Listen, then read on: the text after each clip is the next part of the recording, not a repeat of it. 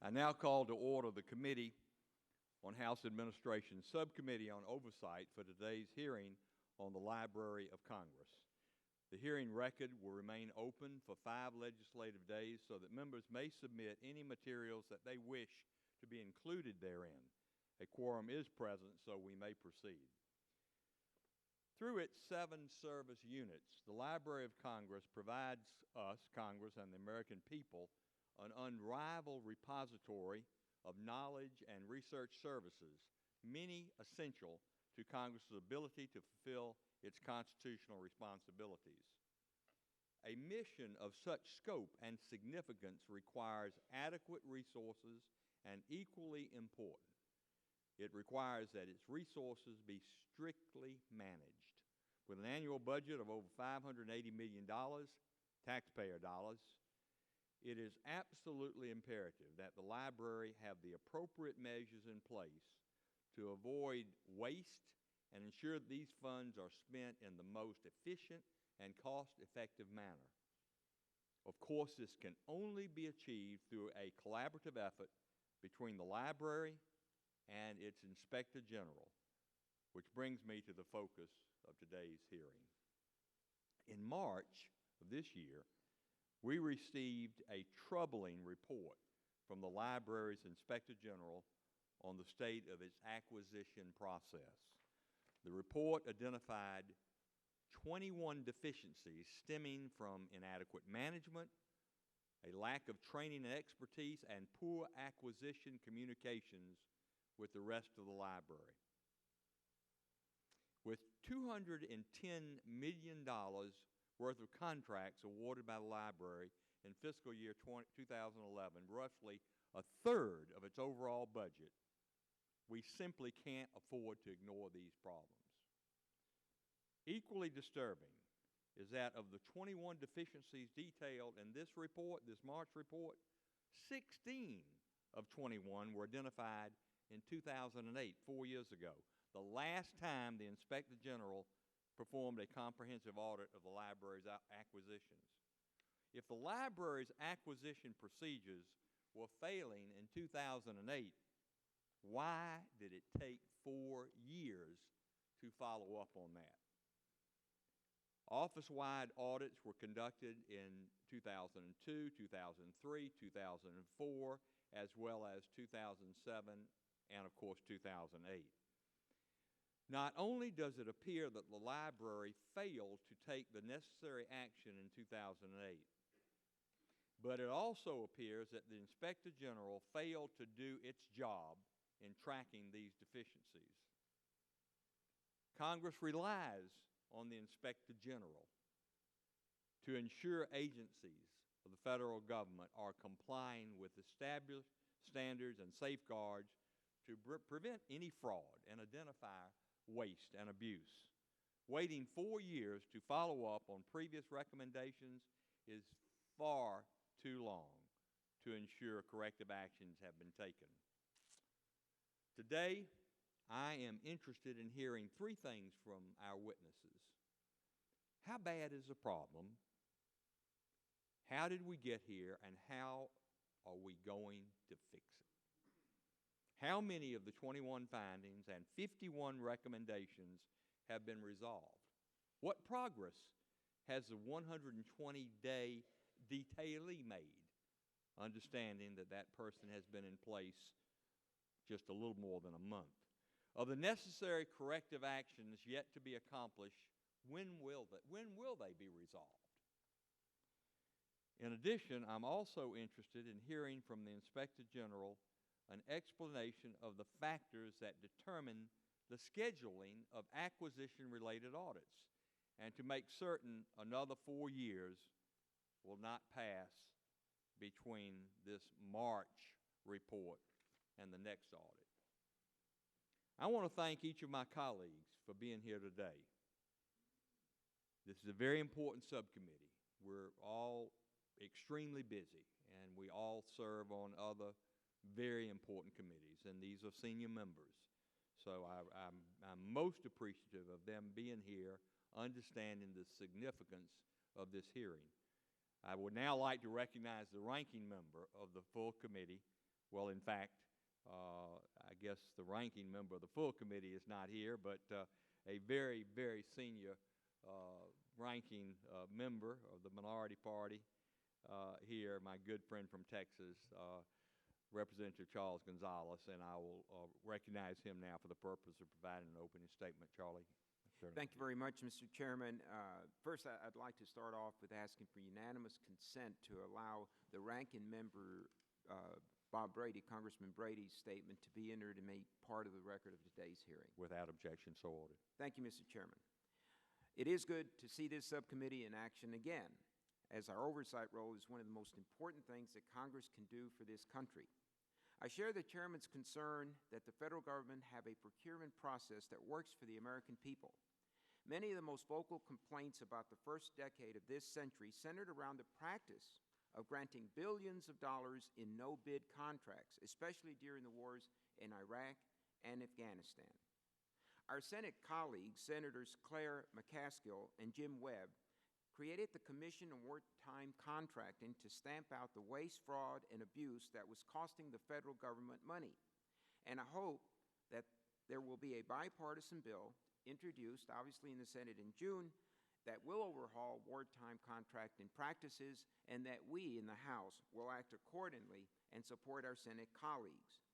Fortunately today, we're looking only at the concerns about waste, without the fraud or abuse we have seen among now notorious defense contractors and healthcare companies, one of which paid what was, until earlier this month, the largest fraud settlement in United States history, $2 billion in criminal fines and civil penalties for systematically defrauding federal health care programs. But the Inspector General has produced a report of serious problems, and I am pleased that the library has agreed to many of the recommendations and that the committee has taken an interest in how to improve the procedures at the library. Just as that Medicare fraud suit was a bipartisan effort, begun under Attorney General Reno and completed under Attorney General Ashcroft, oversight should always be a bipartisan effort. In that spirit, I will not extend my remarks much beyond what the Chairman has already said, but I was struck by the report's notation, quote, "With the exception of the head of contracts, no contracting specialist at the library has been on the job for more than 9 months," end quote.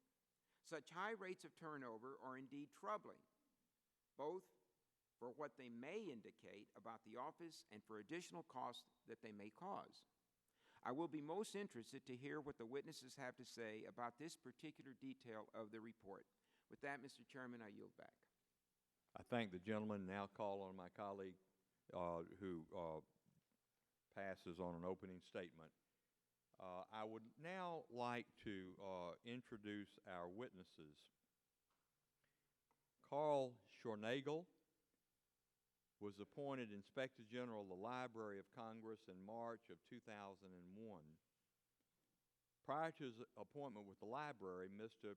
Schornagel served as a senior auditor in the Office of Inspector General in the Department of Commerce. There he helped establish policy related to Government Accounting Office auditing standards, and he conducted internal quality reviews of compliance with audit and inspection standards. Mr. Schornagel began his career in 1979 as a junior auditor in the Treasury Department's Financial Management Service.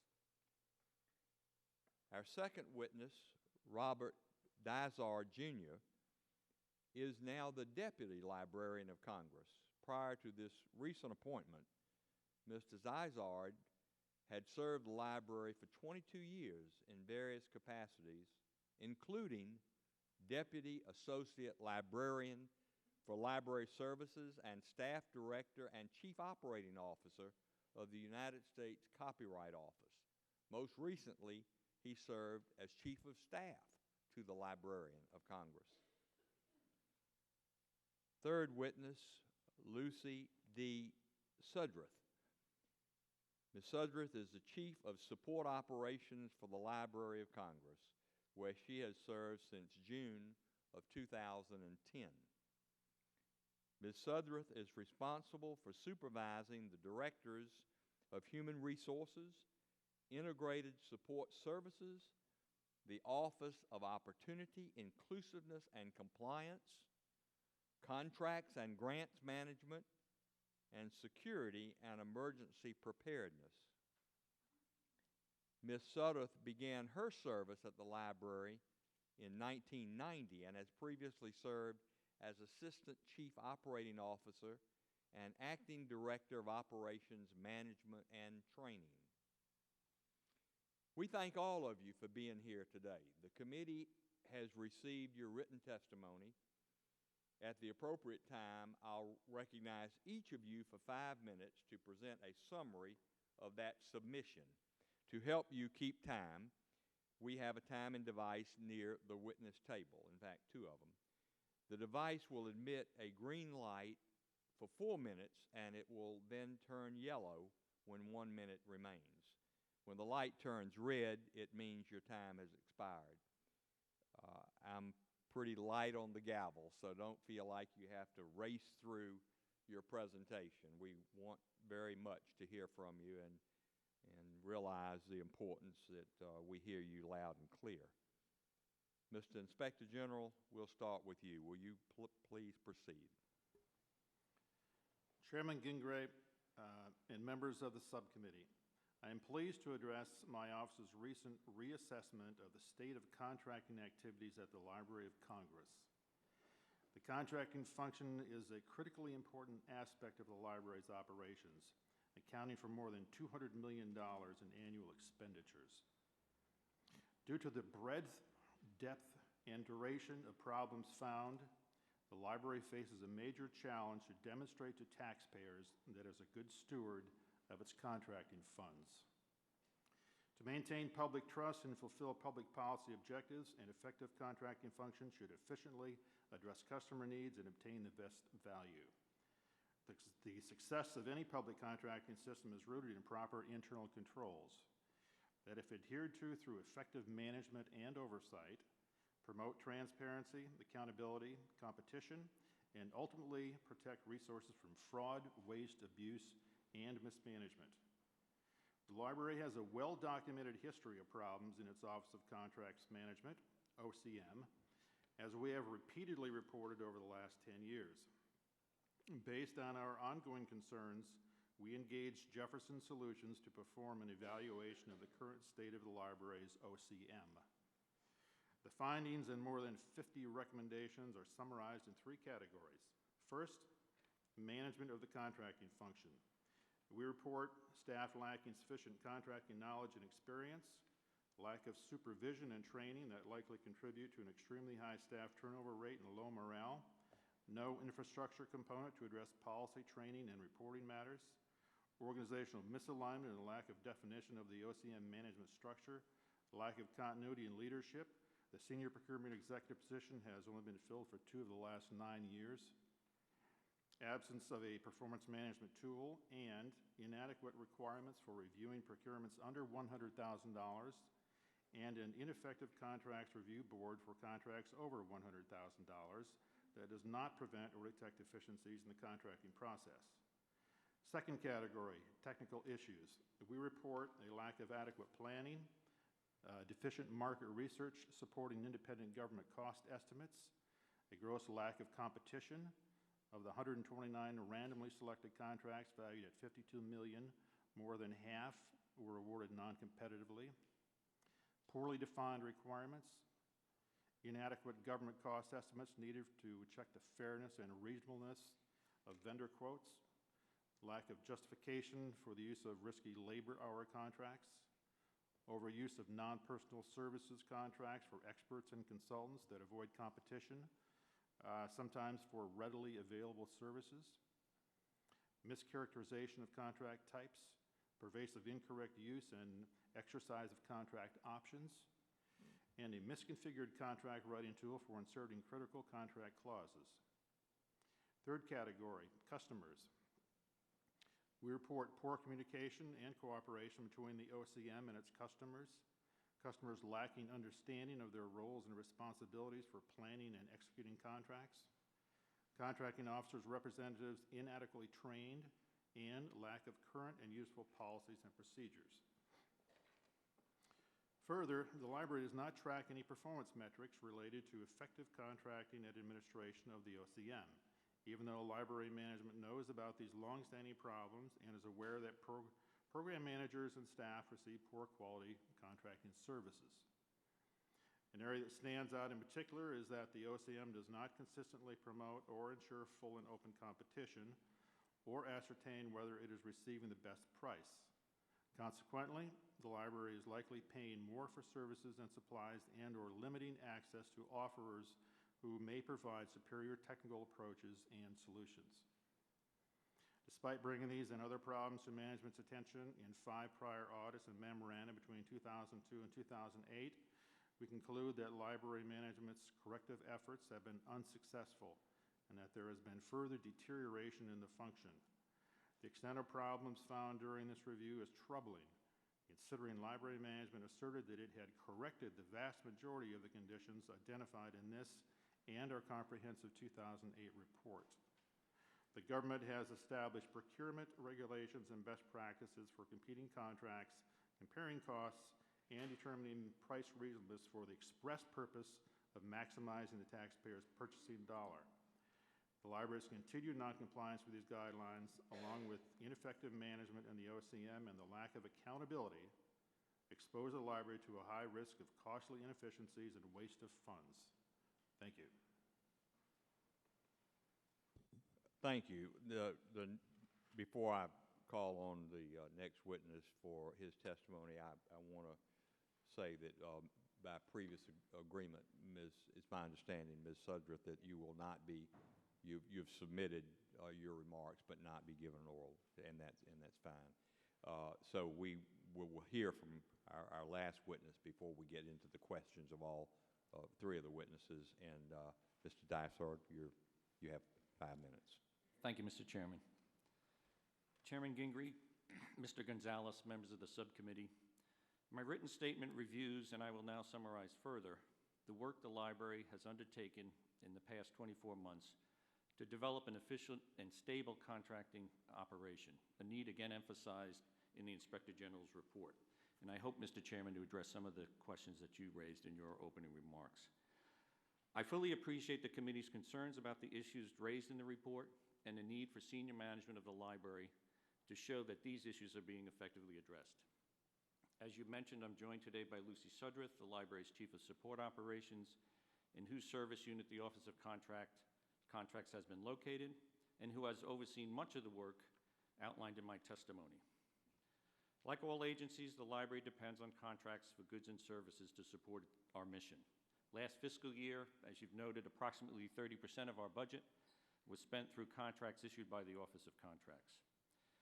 Mr. Chairman, I believe we have in the past 24 months established a senior management focus and a series of actions that will, with sustained attention, address the problems we have had and result in a stable and efficient contracts operation.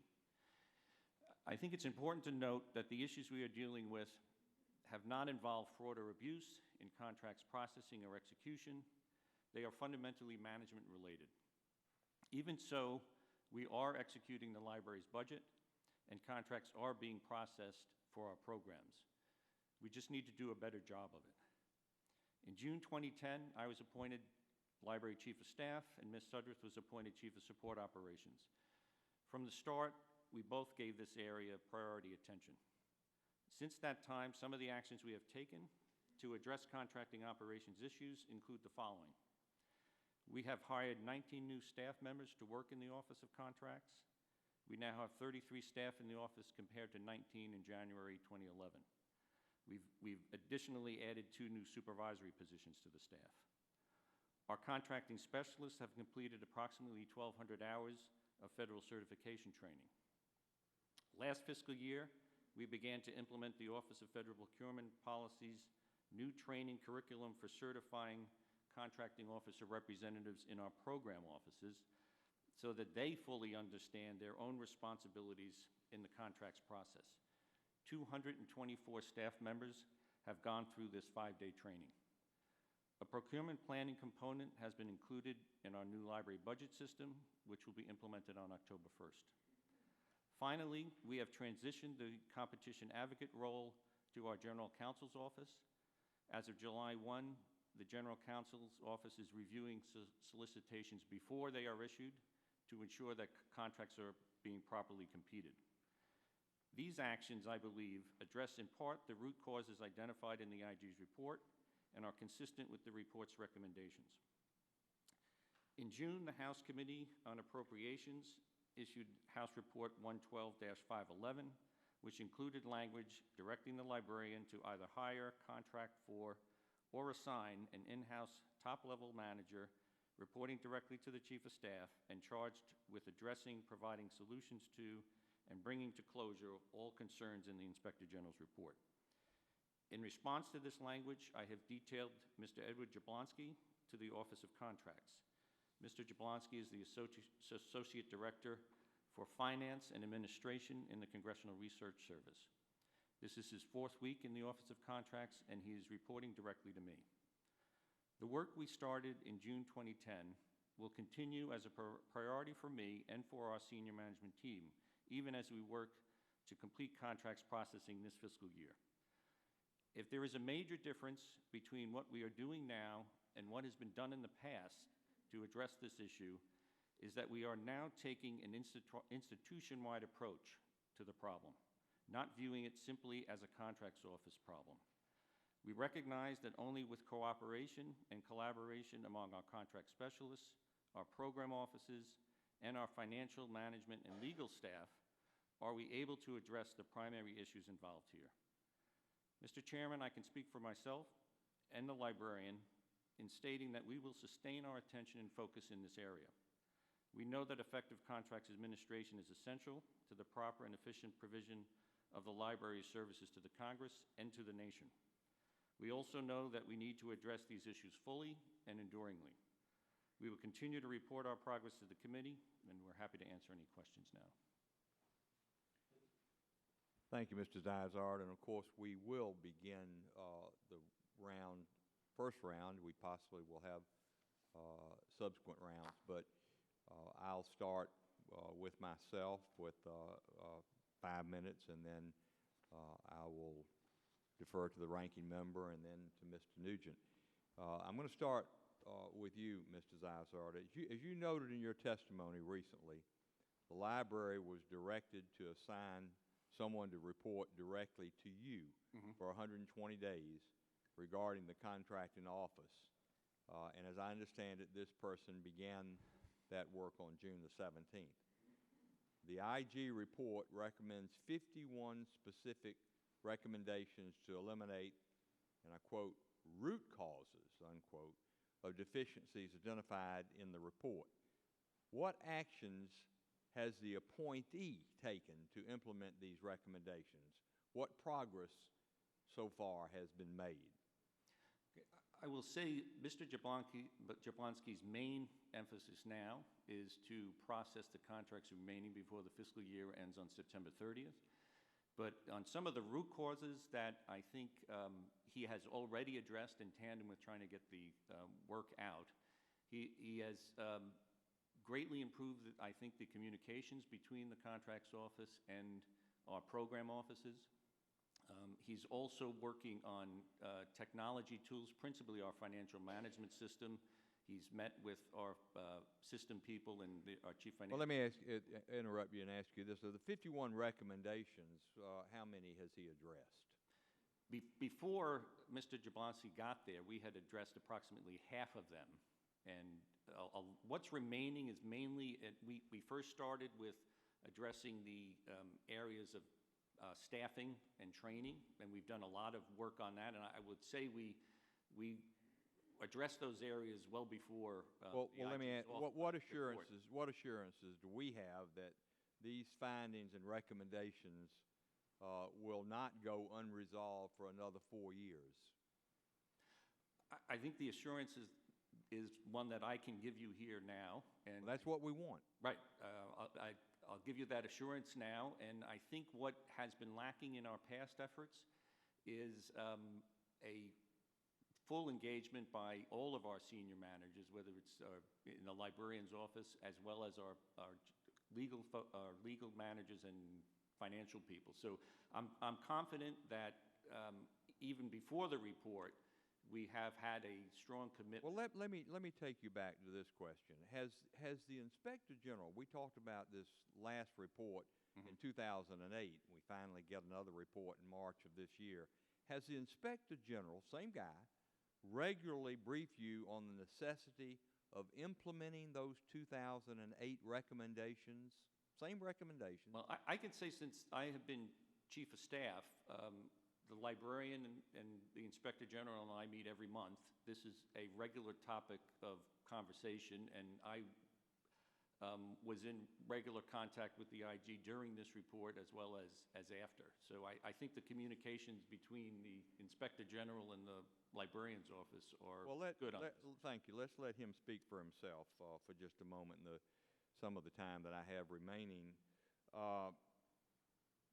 Mr. IG, in June 7th, National Journal Daily article, you are quoted as saying, "The reason this has gone on for 10 years is because there is a lack of continuity in leadership," in reference to the shortcomings at the library. You go on to say, and I quote, "Beyond that, there really is no excuse.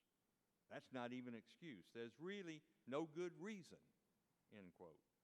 Arguably, there has been consistent leadership at the library, and yet these problems persist. Although you couldn't provide a reason in the National Journal article, could you provide one to the members of this subcommittee? Well, yes, I think it's very simple. There is a position at the library, a chief procurement executive, that has been vacant for 7 out of the last 9 years. That's the leadership that I'm talking about. That's the primary person responsible for these contracting activities. You're talking about the position that Ms. Sudworth now holds. No, I'm not. It's a position under Ms. Sudworth that is in charge of both contracts and grants. Is that, to your knowledge, and I'm sure you would know, Yes. is that position currently filled? No, it's not. Before your most recent report, the last one was in 2008. Prior to 2008 report, there was more continuity with reports in 2002, 3, 4, and 7. If these problems are so drastic, then why was there a 4-year gap between your reports, 2008 and this current one, March 2012? Why 4 years? Well, first of all, we started this most recent assignment in 2011. We had to hire a contractor, and of course that took a little time. But that project started in 2011. But also what happens, we do not have the resources to do a comprehensive follow-up on every important job that we do frequently. No IG, federal IG in town does. Now, what we do get is semi-annually, before we issue our semi-annual report to Congress, is we ask the library for an update as to what the status of implementing that recommendation is. And, so what we have to do, and what every IG does, is relies on management to make a statement, to certify or attest to the fact that they have implemented a recommendation. So we have to trust the agency. Every once in a while, a very important job, then yes, we will go back and do a comprehensive follow-up, but that takes a lot of resources. And in the meantime, between 2008 and this report, we have done many other very important projects that have identified millions of dollars in funds to be put to better use. My time has expired. In fact, I've abused my first 5 minutes by a minute and a half, and I will be lenient on my colleagues. Let me turn it over to the ranking member for his questions. Thank you very much, Mr. Chairman. Maybe I overlooked it, but that particular position that we were referring to as being vacant for a number of years is the Office of Contracts and Grants Management. That is correct. And it's been vacant for how many years? It's been vacant. It was created actually at, I believe, my recommendation back in 2003. and it wasn't filled until 5 years later, until in 2008, and then it was vacated again in 2010 and has not been filled since. All right, I'm just, how important is that position in order? Well, one, would we have avoided many of the problems that we face today had that position been filled? And going forward, the importance of the position. It seems like if something had been vacant off and on for such a period of time, people start figuring that it's not a necessary position. Exactly. Yes, I think if that position had been filled with a competent person, this is the subject matter expert in a federal agency, a person who develops the strategies, the methodologies, the approaches, the contract types, and is critical in negotiating contracts. This is an extremely critical position. It needs to be filled by somebody with a lot of technical contracting experience and also somebody who is a good manager. Okay. And that position is the one that's been vacant for 7 of the last 9 years. How many years have you been the Inspector General? 11 years. 11. Mr. Dysart, you were Chief of Staff previously. You're now Deputy Librarian. How long have you been with the library? 22 years. Ms. Sudreth, you were actually appointed Office of Support Operations in June of 2010, I believe. That's correct. I've been with the library for 22 years as well. Okay, so all of y'all have institutional knowledge. Now, I'm not going to charge you with knowledge of the procurement process because that may not have been under your jurisdiction or your familiarity with. More importantly, what we're trying to do here is not necessarily fix the blame. It's the thing about fix the problem and we'll figure blame if there's to be blame. We're not talking about fraud. We're not talking about abuse, but are we getting the most value for the taxpayer money? And are we doing it in a fair way where vendors are treated fairly? Because believe me, we hear from them. My colleagues will tell you about that.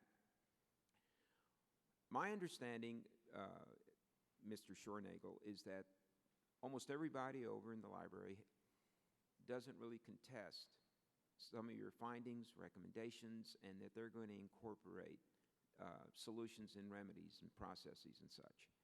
Is that correct? Yes, I certainly hope so, and I have confidence in Mr. Dysart's ability to get that done with an adequate plan. Where is the major area of disagreement that remains outstanding? I don't believe there was disagreement on 4 relatively minor findings having to do with whether a contracting module is appropriate for inserting clauses in contracts. There's really no disagreement, I don't believe. I think the most critical thing, though, is getting quality leadership into the position of Director of Contracts and Grants Management. And then that person will, of course, see to the appropriate organizational staffing and management needs to really turn the organization around. Mr. Chairman, I'm going to suggest that we be meeting with that particular individual so that we can get this straight. I mean, obviously, we have someone that's key to this whole operation and going forward. And I'm running out of time, and Mr. Dysart, I think you wanted to respond. If I may, Mr. Gonzalez, the position that you're referring to was established as an umbrella position over grants and contracts. Our contracts office, which is the senior lead official for contracts, has been filled all the time. There hasn't been vacancies there. Frankly, one of the questions that we have now is whether we need that senior umbrella position at this point, and we'll decide that before the year is out. But I don't want to leave the impression that we haven't had leadership in the contracts office. We have. But I think the Inspector General is pointing out that there's been some sort of a deficiency there, and that this particular position, whether we're going to call it the umbrella or the pre-existing one, I think you need to get all this straight as far as how this is going to flow. We're never going to get any answers on this, and we're never going to improve. But I've used up all my time. Thank you, and I yield back, Mr. Chairman. Thank you, Mr. Gonzalez. Mr. Nugent from Florida for 5 minutes. Just to follow up on my friend's comments, from a leadership executive position, this is really a damning report in regards to the leadership of the Library of Congress, particularly when these issues have been, I guess, out there for 10 years. So, as it relates to accountability, and you mentioned the umbrella position, obviously it wasn't filled for a number of years, and that there may not even be a need for that position, but you do have somebody that is in charge of contracts, is that correct? That's correct. And how long has that person been in that position? Well, this was the position that the Appropriations Committee directed us to put somebody in. I mean, they said, get a person over there to manage the contracts office. Prior to that time, we had a person in there for 2 years. Somebody was there for 2 years. This has been an issue. We've had an unexpected retirement, an illness of a person who was heading the contracts office the continuity has been a challenge for us. And how many people are in the contracts office? Right now, there are 33. And what's the average length of experience? They have many of them have prior federal contracting experience, but the average length of experience probably now with us is between 12 and 18 months, with some who have been there much longer, but overall, relatively new staff. And from the IG's perspective, is there, I didn't see this in the report, when you mention about the lack of experience or high turnover, is there a reason for that? Well, yes. You're not going to induce people to stay, and if you don't have a good structure for helping them, mentoring them, supervising them, providing proper guidance, I mean, that exacerbates the problem of turnover and has been extremely high. Ms. Sudworth, what was your role in regards to, and I saw in here reference to training and experience and some oversight with that process? What is your role? In 2010, stabilizing and improving the staffing levels was the first priority. Mr. Shornagle touches on what came into focus for what came on our plate to focus on in trying to do that. And the first thing being that we needed to first determine what was the appropriate level of staffing for the library's contract operation. And then what were the type of competencies and skill levels, as well as levels of certification that we needed to also recruit. And we did take into consideration that not only do we face the issues of staff leaving with the Library of Congress, there's an overall government issue with staff in this particular career series and where there's high turnover. There's a dwindling population and there's high demand for those kind of qualifications. We used all that looking at best practices across the ledge branch as well as the executive branch and made a decision there on what the recruitment plan should be. But the question came back that the IG came up with was the lack of training, or at least that the employees didn't feel, I guess, empowered to do their job. I don't want to put words in your mouth, but that's the impression that I get. What have you done to address that in regards to high turnover? 2 points there. The staff that the Inspector General would have interviewed at this time are no longer there. There was a combination of staff. There was a combination of contract staff, and there was a combination of new staff, a few new staff that had come on, and then 2 to 3 existing staff. Overwhelmingly, we have changed the staffing profiles of the contracts office. So we have a staff that comes in with the prerequisite requirements to fill the job. We have a 74% increase in the level of certifications to be able to do their job. So he would see a totally different landscape of the employees there were that audit to be conducted today. In addition to that, we thoroughly concluded what we needed to do to keep them current in their certifications, as well as to continue their training. So, and we so you're funded that. telling me today that staff satisfaction will be higher than when this was initially reviewed back. When was the actual review? 2011? We finished the review like in January, and we did most of the evaluation work in late 2011. So you're telling me today, if they were to redo that within the last 8 months, that you have improved employee satisfaction specifically? I'm saying that what staff would tell you that they're enjoying today is that they're enjoying an adequate span of supervisory control so that they have that opportunity to be mentored. They have that opportunity to have that direct one-on-one counseling about their jobs or advice about their jobs. They would say to you that they have an opportunity to have training. We've offered them career ladder positions. There's alternative work schedule they get to enjoy. Satisfaction be measured, I guess, from employee to employee.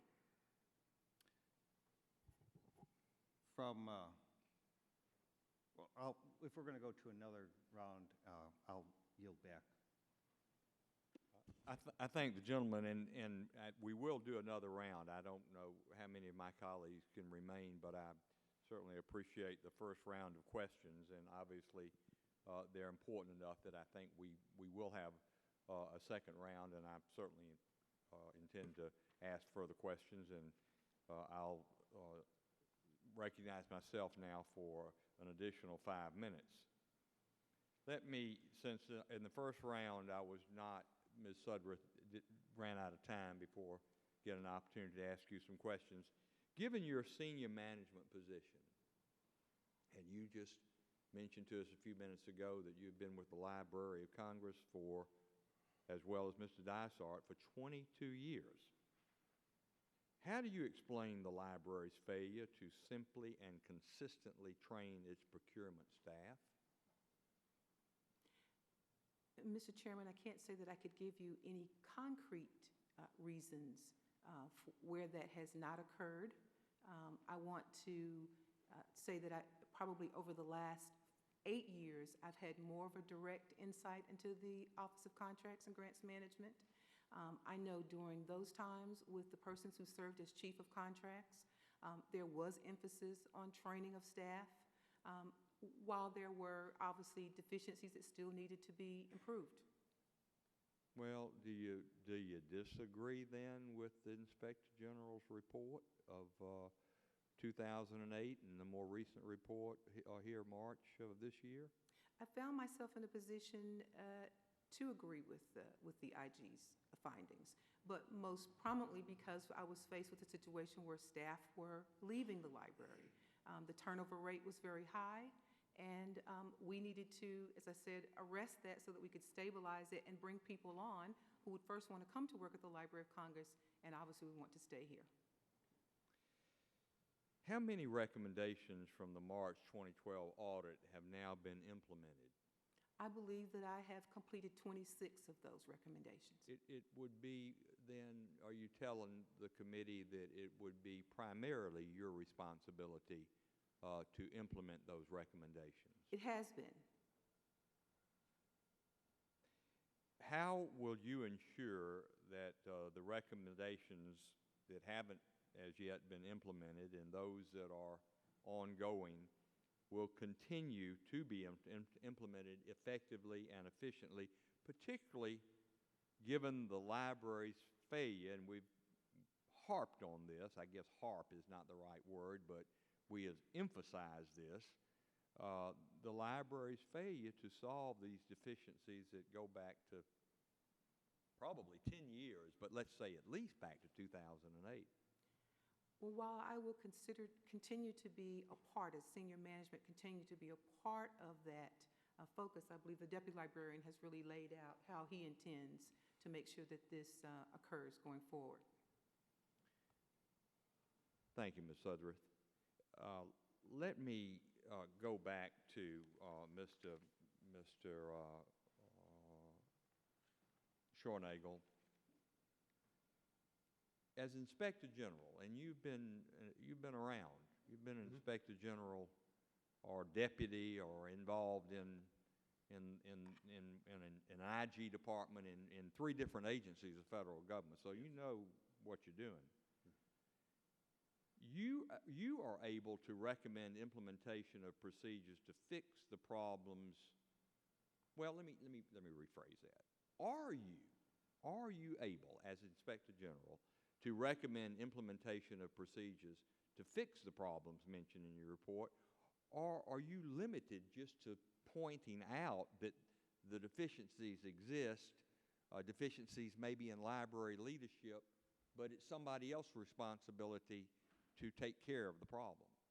Well, yes, it is somebody else's responsibility. That's a very clear distinction made in the federal IG community, that we are not allowed to take part in management of an agency because it compromises our independence. We try to explain as much as we can about the problem, about why it's a problem, about... All right. I get that. Yeah. I get that. But in my office, my official office here in Washington, my official office in the 11th District of Georgia when I'm at home, indeed even in my campaign office, when I tell somebody to do something, I point out something that is a deficiency. I make a note in my BlackBerry or somewhere, iPad, and I make sure that within a week or two or a month at the most, that whoever I spoke to in regard to that deficiency has gotten back to me and closed the loop.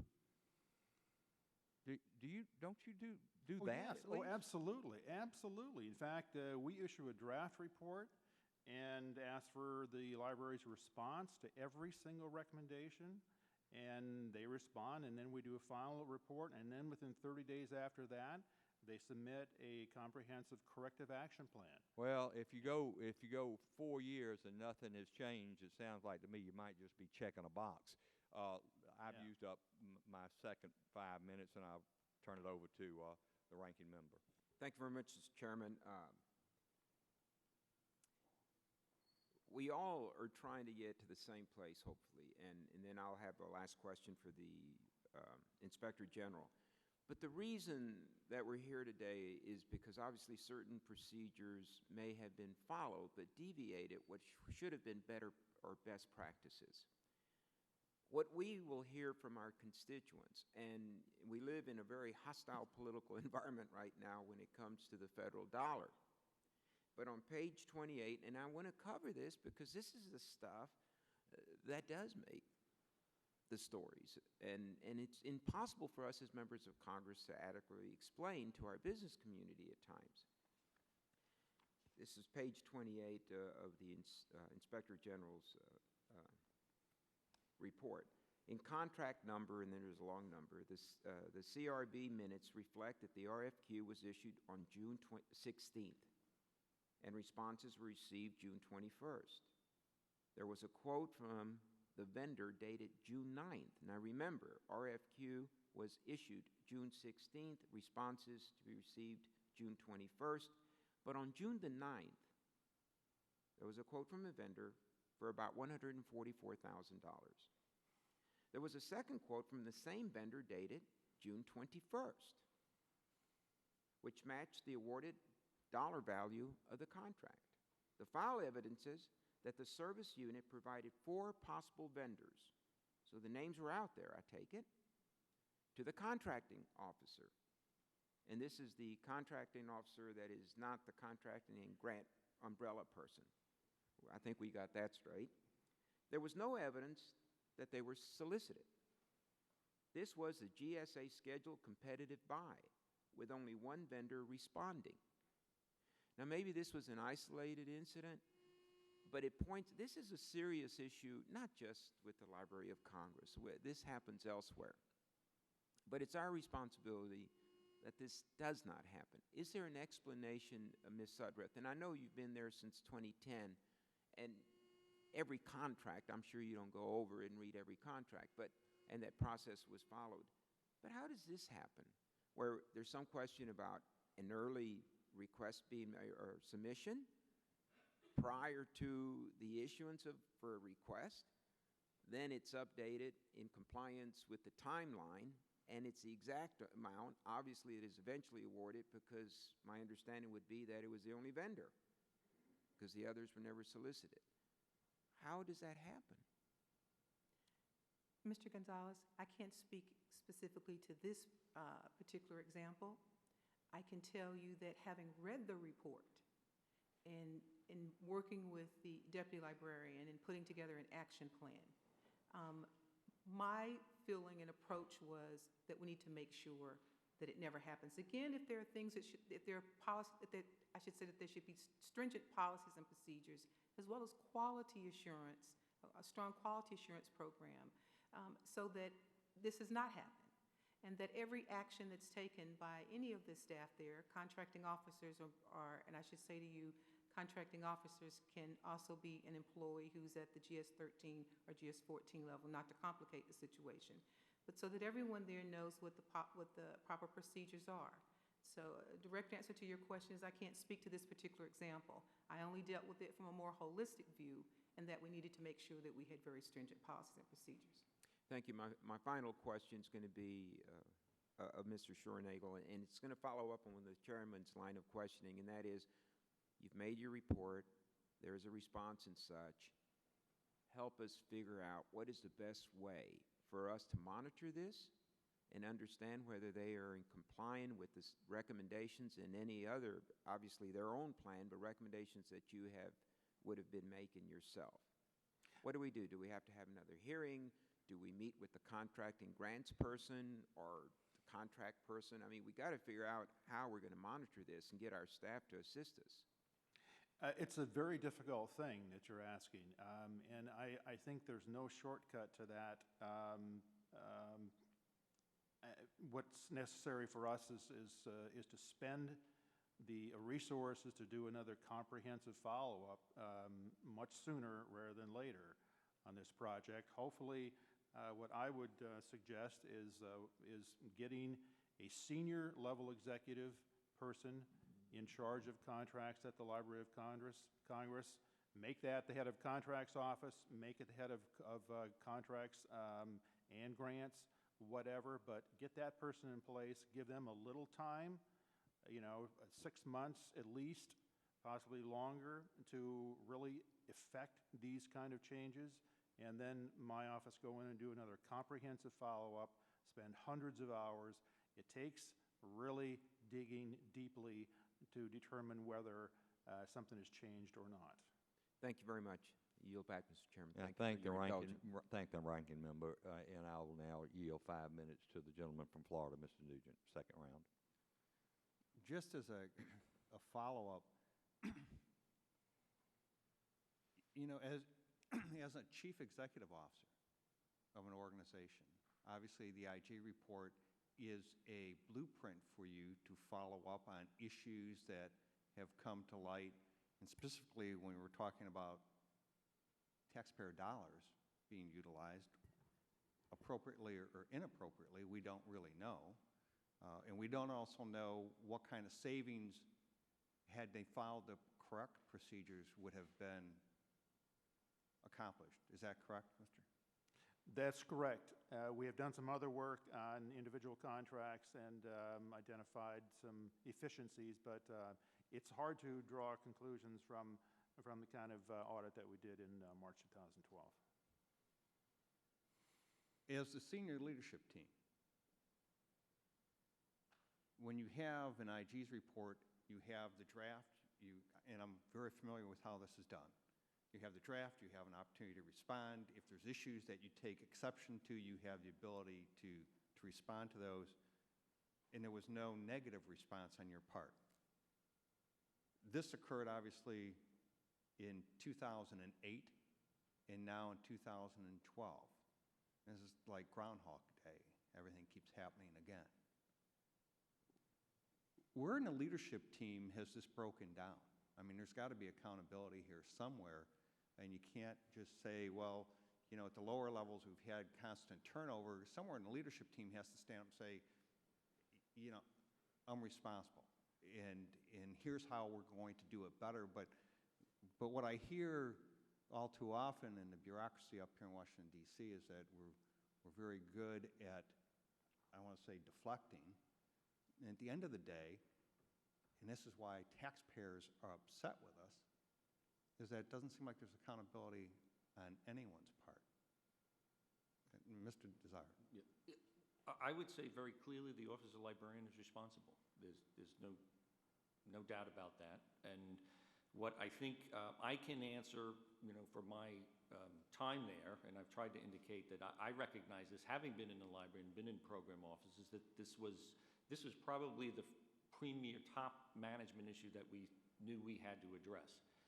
But I think what the failure has been in the past is, as I mentioned before, is just to say this is a isolated problem in the contracts office and we just need to fix that. And what we're doing now is looking at this across the board, because contracts involve program offices. If program offices don't know what they're doing and do things wrong, that messes up the contracts process and the office. We have needs in our financial management system. We've gotten our general counsel's office more involved. So I'm not following the practices of the past. What I'm trying to say is I'm looking at this library-wide, and I can assure you that our senior management across the library is not only aware of this situation, but committed to fixing it. And we're not disagreeing with the Inspector General's conclusions. I would just say that I think we've been acting on this for 24 months now, so that some of the conclusions that he's reached have already been addressed. We have a fully staffed office, a better trained office. We've trained over 200 of our program offices. We're doing more in terms of competition, ensuring greater competition. So we're in the process now, not all of a sudden responding. And I thank you for that. Mrs. Sudworth, you had mentioned that 26 of the recommendations have been implemented, 25 still yet to be implemented. Of those 25, what would you say are the most critical of those 25 that you have not yet implemented? Dealing with policy, procedures, quality assurance, and then making sure that we have the correct technology support for them to do their work. When you say policies and procedures, what specifically are you talking about? Talking about everything from what I would label as a FAR interpretive policy. As you know, this is a heavily regulated profession. So you have to take that, which the FAR has said that you must do depending on the kind of contract awards that you make. We need to make sure that those are there. There's also standard operating procedures within the office in terms of review, levels of approval. When was the last time that those policies were reviewed by your office? We inherited 2008 policies. And in reviewing those policies, that's what's also led to part of this action planning, is that we found them to be woefully inadequate. Do you have a timeline as to when that particular aspect of the recommendations will be done? I put that into the action plan, looking to have that all addressed by the end of the calendar year. Doesn't mean that work is not ongoing, but at least to be addressed by the end of the calendar year. So you expect it to be done by the end of this year? Yes. This calendar? Okay. I yield back. Thank you. Thank you, gentlemen. I'm going to ask one last question, and certainly my colleagues, if they would like to ask an additional question, I'll yield to them when I finish my questions, but I'm not going to ask them necessarily to stay around for a third round unless they have a burning desire to ask a question. But I do want to, before concluding the hearing, I definitely want to ask one last question. And actually, it's to Mr. Dysart and Ms. Sudworth. The Inspector General, as I understand it, is the Inspector General for all of the operations of the Library of Congress. And there are 7 divisions, if you will. We've had oversight hearings on 4 of them a few months ago, and he gives reports on all 7, does he not? Is that correct, Mr. Dysart? Yes, that's correct. And from everything that I've heard, the reports have been very good. I won't say sterling, but the Library of Congress is performing pretty darn well, except for this one area. Ms. Sudworth, do you think the Inspector General is picking on you? And I asked Mr. Dysart the same question. Let's start with Ms. Sudworth. No, I did not think the Inspector General was picking on the. You think he's spot on? I think in looking past 2007, 2008, I think that he is spot on to still say that the root causes are still there. Mr. Dysart? I don't think the Inspector General is picking on anybody in the library. In terms of this report, I think it was well presented, well structured, and factual, and I think it was for us an actionable report, something that we could react to, and I think confirm what we had been doing. I think it would have been helpful if there was some context put in the report that was issued in March in terms of what management had already been doing and whether we were on the right track or not. But that I don't get to write the reports. But I'm overall the Inspector General is very helpful in the work that he does to our management. So at the conclusion of this hearing, the three of you are going to go to lunch and have a beer? We could do that. You could do that. It's important to know that you could do that. We could do that. I could probably invite Carl. He'd probably say no. But Do my colleagues have any further questions? No questions? Well, let me then, in conclusion, make just a few very brief remarks. And just, I want to thank the witnesses. I think you all three have been very forthright and haven't dodged any of the tough questions, have responded to us, and you can tell from our questions that the members take this hearing very seriously, and we want you to get it right. We want to help you get it right. Obviously, there will be a report issued to the Ledge branch of the Appropriations Committee, the subcommittee. I think it's due the end of the year, right? Is Yes. that right, Ms. Sudra? And so, you know, it's all about oversight and investigation. That many committees of Congress have these subcommittees. I've sat on one in the House Armed Services Committee and Science Committee, and so and I'm currently on Oversight and Investigation Subcommittee of Energy and Commerce. So I understand my role, our role, in regard to this, and it's not one of badgering and nitpicking and sitting up here and interrupting you and being rude to you and make you feel bad and throwing bricks and that sort of thing. And I think the ranking member, his demeanor is just like mine, as is Mr. Nugent, the gentleman from Florida. So I hope you understand and appreciate and accept the tone of this hearing in that light, because that we're just trying to make things better. We have a responsibility. We love the Library of Congress and the many things that they provide, you provide for not only our constituents, but us, members of Congress. I mean, CRS is invaluable source of information, unbiased, nonpartisan. So we love what you're doing. We just want to help you do it better. With that, I'll call the hearing to a conclusion and thank all of our witnesses. Thank you.